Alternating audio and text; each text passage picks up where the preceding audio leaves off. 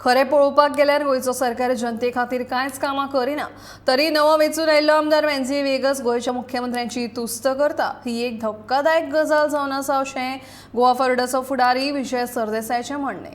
गोंयच्या सरकारान गोंयकारांक कसो फटयला हें सी फेररा वयल्यान दिसून येता।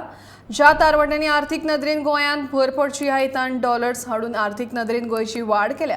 आतां गोंयचो सरकार तांची ती येवजण कायमस्वरुपी करून आदार दिवच्या बदला तांकां फटयता असो आरोप विजय सरदेसायन ह्या वेळार केला।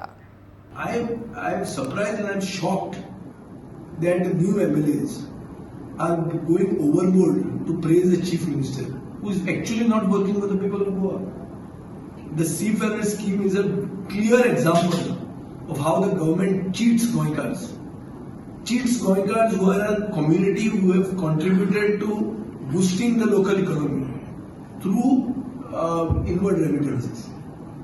जे ताणी पैसे हाडले डॉलरांनी आणि पावंडांनी तातूंतल्यान आमचे ओसोन्ना वेली शिशिनी बुकोली बाणावले हे सगळे जंय तारवडी भाव आमचे आसात तांची इकॉनॉमिक बूस्ट मेळिल्ली आसा गोंयांत।